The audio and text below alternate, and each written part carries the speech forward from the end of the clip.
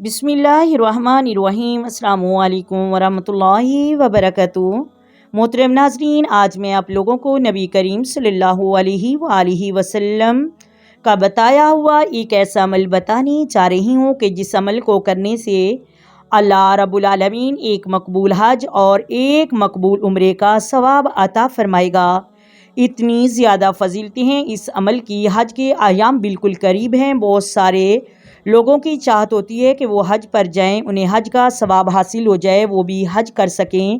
ख़ास तौर पर जो हमारे बुज़ुर्ग लोग होते हैं उनकी बहुत ज़्यादा चाहत होती है, बहुत ज़्यादा ख्वाहिश होती है कि हम भी हज कर सकें, हमको भी हज का सवाब हासिल हो जाए, लेकिन किसी रीज़न की वजह से वो नहीं जा सकते। 100 मसाइल होते हैं इंसान की ज़िंदगी में। तो आज मैं आप लोगों को जो अमल बताने जा रही हूँ ये ख़ुद नबी करीम ने अमल बताया है। मोहतरम नाज़रीन, कि जो ये अमल करेगा अल्लाह तबारक व तआला उसे एक मकबूल हज और एक मकबूल उम्रे का सवाब अता फरमाएगा। हम हज करने के लिए लाखों करोड़ों रुपए खर्च करके जाते हैं, लेकिन उसकी गारंटी नहीं होती कि हमारा हज भी कबूल हुआ है या नहीं हुआ।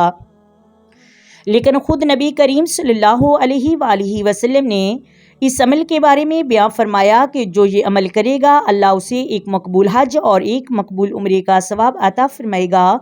तो वो कौन सा अमल है वो आज की इस वीडियो में मैं आप लोगों के साथ शेयर करने जा रही हूँ। सबसे पहले हज की फ़जीलत क्या है, क्योंकि हज करना उसकी भी बहुत ज़्यादा फ़जीलतें हैं, बहुत ज़्यादा अजर व सवाब है। हज करने की फ़जीलत के हवाले से मैं चंद हदीसें आप लोगों के साथ बयान करती हूँ। उसके बाद अमल कौन सा है उसको भी मैं आपके साथ शेयर करती हूँ, जिसका एक मकबूल हज और एक मकबूल उम्रे का सवाब हासिल होता है, वो भी आप लोगों के साथ शेयर करती हूँ। हज करने का सवाब हज़रत अबू हुरैरा से रवायत है कि रसूलुल्लाह सल्लल्लाहु अलैहि वसल्लम ने इरशाद फरमाया कि जिसने हज किया और दौरान हज कोई फाश बात ना की, कोई भी गलत बात ना की और कोई गुनाह ना किया, यानी सही तरीके से हज किया, वो गुनाहों से इस तरह पाक होकर लौटेगा जैसे आज ही माँ की शक्म से जन्म लिया है।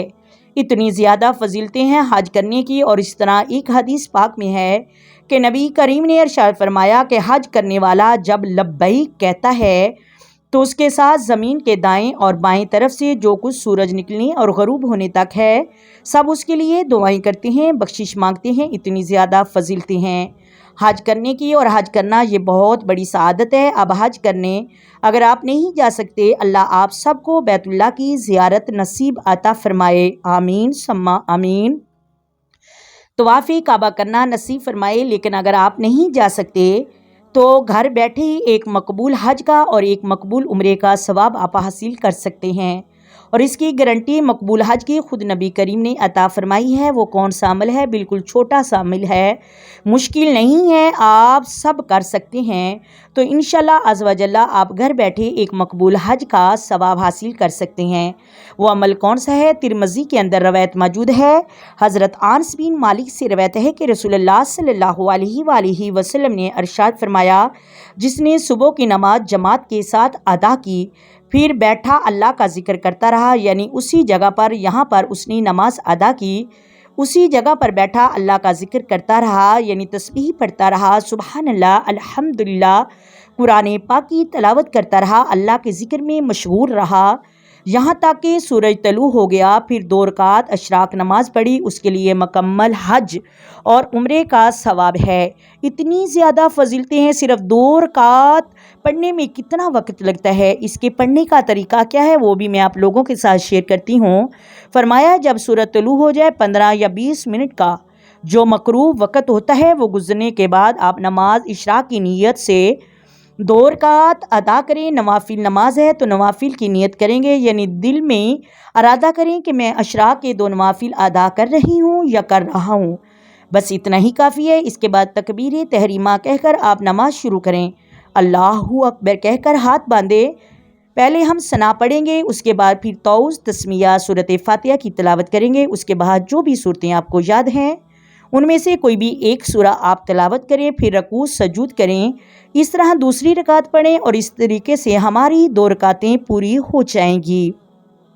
इतनी ज़्यादा फजीलतें हैं इस अमल करने की। अजर व सवाब कितना ज़्यादा है कि एक मकबूल हज اور ایک مقبول عمرے کا رب ثواب عطا فرمائے گا۔ امید کرتی ہوں آپ کو ویڈیو پسند آئی ہوگی۔ اگر ویڈیو اچھی لگے ویڈیو کو لائک کریں، شیئر کریں اور چینل کو سبسکرائب کریں۔ آئیں مل کر آقا دو عالم نور مجسم سرور کائنات صلی اللہ علیہ وآلہ وسلم کی ذات پر درود و سلام کے نذرانے پیش کریں۔ اللہ حافظ۔